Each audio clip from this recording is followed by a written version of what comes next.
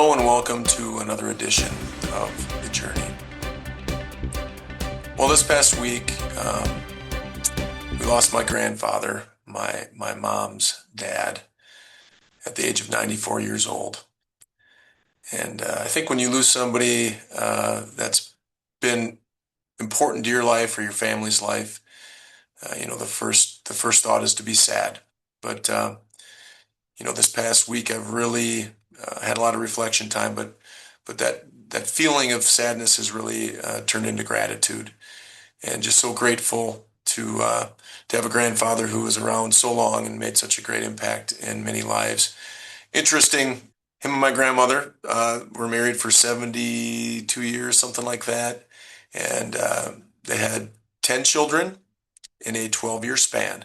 So patience certainly was in their makeup to raise 10 kids that close together. Anybody that has multiple children probably understands exactly what I'm talking about. But in 2018, I was blessed to do a fly-in trip to Canada fishing with my grandpa, and he went up there many, many times. I don't know how many years he went up fishing in Canada. 2018, he was 87 years old, and I think we all thought maybe that was his last time going up, but it wasn't. He went a couple more times. In fact, he went last summer, the summer of 2024, at age 93, and that was his last fly-in fishing trip to Canada. But I wrote a blog back in 2018, really about that time and flying in a small plane, which it was my second time on a fly-in trip. But there's a little bit of turbulence in that small plane, and my grandpa was sitting up front. And in that trip, it was my parents, my uncle and his wife, my brother, his oldest son, myself, my oldest son, and my grandpa and my cousin.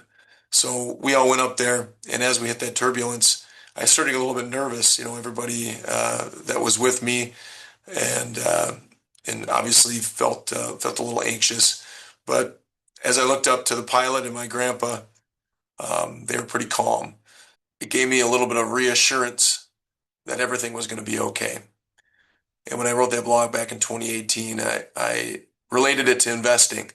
I think when we invest, we're not always, some of us are novices, some of us haven't gone through some of those turbulent times, but it certainly helps having somebody right alongside you that has been and has done it before and can help you hopefully reduce some of that anxiety level as you experience it. So I guess I'm going to close in saying thank you, Grandpa. Thank you for all the sacrifices you made for your family.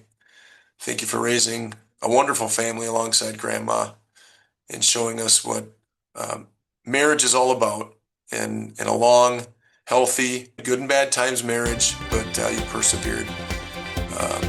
Well done. We love you. We appreciate you. And we'll see you again someday. Thanks for watching. Have a great month.